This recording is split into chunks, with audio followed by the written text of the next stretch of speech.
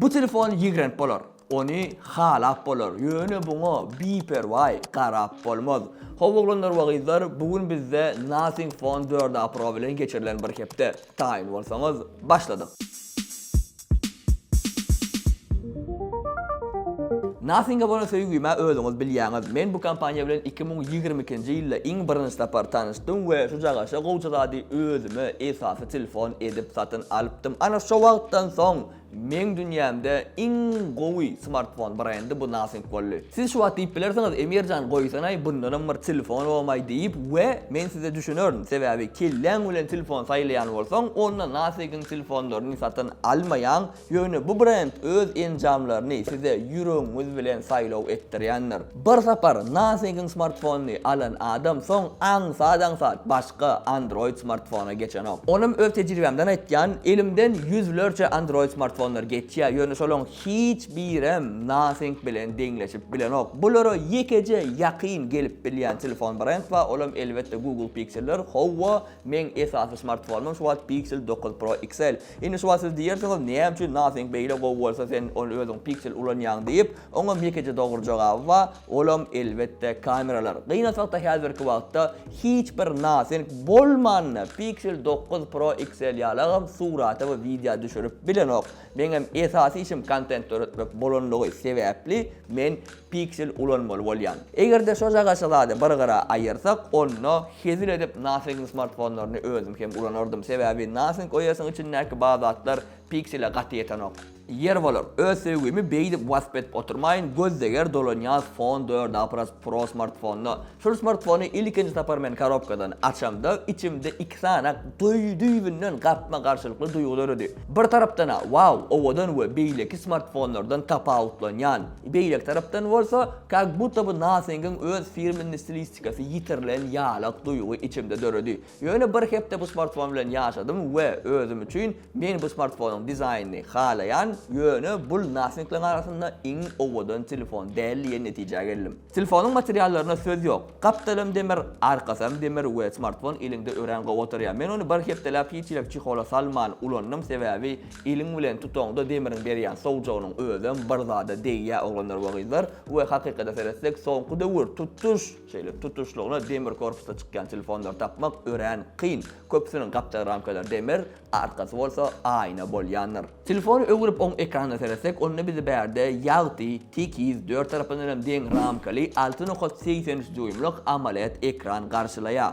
Ekranyň ýagtylygy 144 Hz, ýöne merak etmäň sistemada hemme ýerde siz diňe 120 Hz görürsiňiz, 144 Hz diňe 2-3 tanjak oýunlaryň içinde işleýänler. Ýöne bu smartfonyň içinde kän bir güýçli prosesor oturdylmadyk we şoň üçin bunu alaňyzda esasy aksenti oýuna bermekdigi özü bir ýalňaçlyk. Ýöne bu zatlary bir gara aýyrsak, onu biz hemme zady gowy we hiçile gözüňi agyrtmaýan ekran alarys we men pikirimçe bu esasy zatlaryň biri. Prosesorlar barada gurulaş başlaýan bolsak, onu bu jagaşa gowjaladyň içinde Snapdragon 7 Gen 4 prosesory oturdulan, 10 aptallanam 12 GB RAM we 256 GB hemişelik ýat oturdulanlar. Men duýgulanma göre smartfon plavnyja we şuster işleýär, hiçile problema ýok, doňmak etmek diýilýän zat ýok.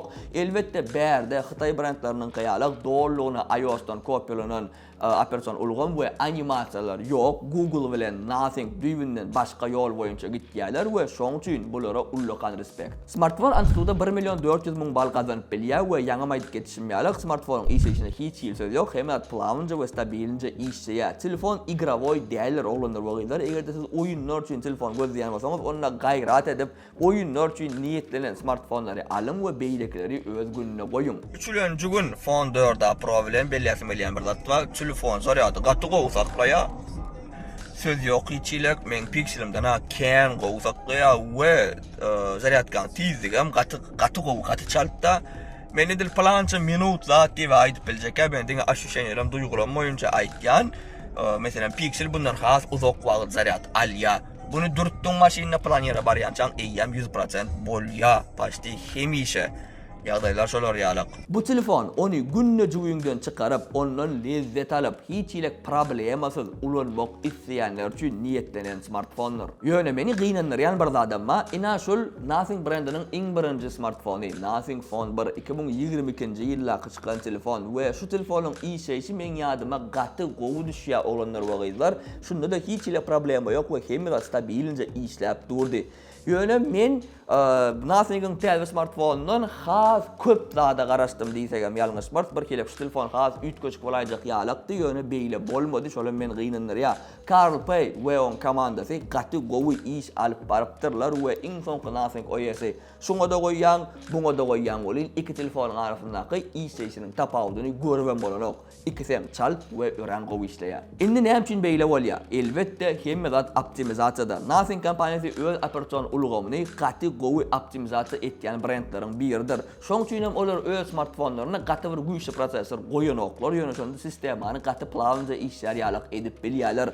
Howlanlar wagyzlar hemişe güýçli prosesor hemmede çözenok, görşüňiz ýalak soft bilenem hemmede optimizasiýa edip gülýaljak işledip ulanjylary bagyt edip bolýanlar. Ýene bir wajyp zatlaryň biri bu smartfonyň anten tutuculugy we beýle daçyklaryň işleýişi. Nothing Phone 4 Pro normal derejede anten tutýar. Elbetde Hytaý flagmanlary bilen deňleşip bilenok, ýöne Pixel'den we Samsung'un smartfonlaryndan has gowy anten tutýanlar. Daçyk pribliżenýän işleýişini men halamadym dogry aýtsam, käwat gurlaşyp durkan telefon öz durmuşyny ýaşaýar sen gulagyň bilen bile we oňa girip gidip barýar. Elimi dama beýle bolanok, ýöne ýygy-ýygydan duş gelýän problema şol. Garandatlaryna hiç ýylsaz ýok, hemme zady ören gowy işleýär. Bu smartfonda stereo dinamikler oturdulan ýöne ikinji dinamik şeklerinde şol ýokarky gurlaşylýan dinamik çykyş etýänler we netijede biz aşagysy ýokarkysyndan güýçli çykarýan iki sanyk dinamik alias. Gündelik durmuşda TikTok wat görüp oturanda bu hiç ilek problema däl. Bir tarapdan gowam sebäbi ses görnüseň özüňe urup dur, ýöne telefony öwürüp kino ýa-da YouTube görjek bolamyzda azawluk diskomfort döreýär. Vibratsiýa barada aýtsak onda ol prosta bar. Gowam däl, beter erwedem däl 300-400 dolar büdjet satylýan smartfonlaryň vibratsiýasy ýalak. Şonam Nothing kompaniýasy gowlasa we sistema gowja integrasiýa etse, onda bu smartfona hiç ýyly taý bolmazdy. Gelin başyňa aýlayan Nothing OS barada görüşelim. Men soňky sapar Nothing'i 2024-nji ýylda ulandım we şondan soň diňe Pixel smartfonlaryny ulanyp gelýän. Bu wagtyň içinde Nothing OS gaty özgörüpdir, ösüpdir we bir tapar gerekli fişkalar bilen dolupdyr. Köp adam iOS'un widgetlaryny öwen bolýarlar, ýöne oglanlar. Siz şul smartfonyň widgetlaryny ilki görüň, ondan soň gurlaşar. Widgetdan şeýdip oýun oýnap bolýan telefon nerede gördüňiz? Ýa-da şular ýaly zaryat görkezýän, interneti öçürüp telefony palyoda salýan widget. Umuman sanasaň sogaby ken we ony özüňe göre arky nastroyka edibermeli. Bu operatsion ulgamyň içinde ýene bir esasy ünsüň çekýän zat olam dizayn. Men 10 ýyl tejribeli dizayner hökmünde aýtýan Nothing OS iň stilli operatsion ulgamlaryň biridir. Şularlaryň edişýalyk başga uly gigantlarym edip bilenok. Ana şoň üçin Nothing'a ýene bir ullakan respekt barýar. Aýtýana Nothing OS alyp Pixel smartfonlaryň dıksan bolly başga telefonlara seyretmegem gerek gel bolýar. Şol idealny smartfon bolup bilýär. Her tapar şu telefony juýuňdan çykaranda oň arkasyna seredesiň gelýär. Blokdan açandan soň sistemaň içinde gidesiň gelýär we ony ýene-de öwrenesiň gelýär. Şolar ýaly duýgular döredip bilýän telefon, başga şolar ýaly telefon bar bolsa, hökmar kommentariýada belläp geçin. Blokdan açmak barada gurulaş başlayan varsa onda gönü barmağıyla koyucu skanera seyredeliň. Ol beter aşağıda yerleştirilen we dogry maýdaýyn men 5-lenji gün şu telefon bilen gezip başlamdan soň şoňa öwrenşdim. Ondan bärde öwrenşip bilmän geçýärdim. Diňe ýokaýyp şeýdi barmagymy goýýardım. Olam işlän okdy. Indi seredin şu barmağıyla koyucu skaner näçe aşağıda bolsa şonça da oň bahasy arzan bolýanlar we Nothing kompaniýasy şu jaga şerde ekonom edipdir. Mene bu çözü gollamak dogry maýsam ýöne skaneryň özüniň işleýişine hiç ýylak söz ýok. Ol elmi dama diýen ýalyk barmagy tanaýar we telefony blokda meselesi zatýar. Endi gelin Glyph Matrix barada gurlaşalyň. Bu näme zat diýip sorap bilersiňiz. Bu bolsa ýa şular ýarjak telefonyň arkasynda yerleşdirilen kijijik ekran. Fon 1-de oňa derek ina şular ýalyk ýan-ýan glyflar wady we men şu çözüwi has gowy görýärdim. Soňky modellerde glyflardan ýüze wurdular we şular ýarjak ekrana geçdiler. Dogwy men öz kellem bilen düşünýän şol ekran has has peydali, onu has köp nastroyka edip bolýa we köp maglumatlar boňa çykaryp bolýa. Ýöne şoň arkasyndaky glifler bir kelek men ýüregimde galy diýsegem ýalňyşmaz. Dogry aýtsam men şu bir hepden dowamynda şol glif matrixyň näme gerekdigini düşünmedim we onu paçty ulanmadım diýsem ýalňyşmaz. Hawa bamy ba, owadan mı owadan, ütköşük mü ütköşük, bir tapar zatlar nastroyka edip bolýarmy, hawa edip bolýa. Ýöne ýaňam bellek geçinmeýälik şol glif interfeýsi men has köp ulanýadym. Bul çödüwem harajak adamlar çıkar ve men olurada düşünýän. Inni kameralara seretýäs. Görüşmediýärlik bärde 3 tane kamera bar. Birincisi 50 megapiksellik esas obyektiv, ikincisi 3,5x üçin niýetlenen 50 megapiksellik telefon obyektiv, üçüncü bolsa 8 megapiksellik gön ýatdan çykarylýan ultra giň obyektivlerdir. Başdaky iki obyektiv gowja suratlary düşürýär. Aslında men bu telefondan has pes netijelere garaşýadym. Ýöne bu bir hepde meni gowy begenlerdi. Häzir siz ekranlaryňyzda bu smartfona düşürilen suratlary görýäňiz, özüňizden seredin we baha beriň. Men pikirimçe şyrk edip Instagram'a stories ya da post toklamany ýaman gowy kamera. Frontalny kamerasy wapşe gowy men pikselimiňden müň esde gowy videolar düşürýär we bu meni öğren begenlerýär. Bola mena smartphone'un esas kamerasynyň video düşürüşi we şiroka 60 FPS. Vah. Короче, 0,6 60 kadr sekundlu 1080p düşürüp bilen 30 kadra düşürüp bilýär. Gatı paçı gali ýagdaý bolar. Bu da ýa 3,5x. Okey, bu kaçtı prям gowy. Parýana bir kiljek, abrabotadan soň aýla kolya görünmeli, конечно.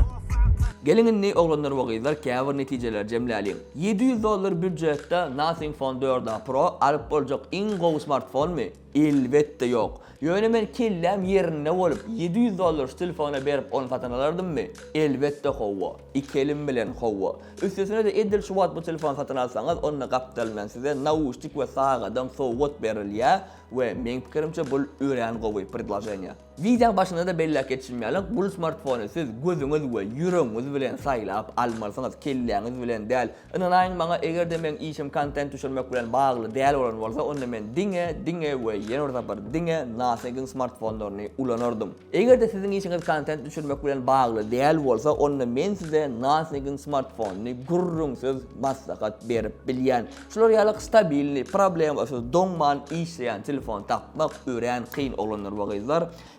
Ana netijeleri şolar ýalyk. Men bu hepdäni ullukan lezzet bilen geçirdim we iýzima öz Google Pixel'ime dolanyp. Bu videoda gyzykly we peýdal bolanlar diýip umyt etýän. Innik videolarymyzda görüşýänçek. Hoş, sag bolun.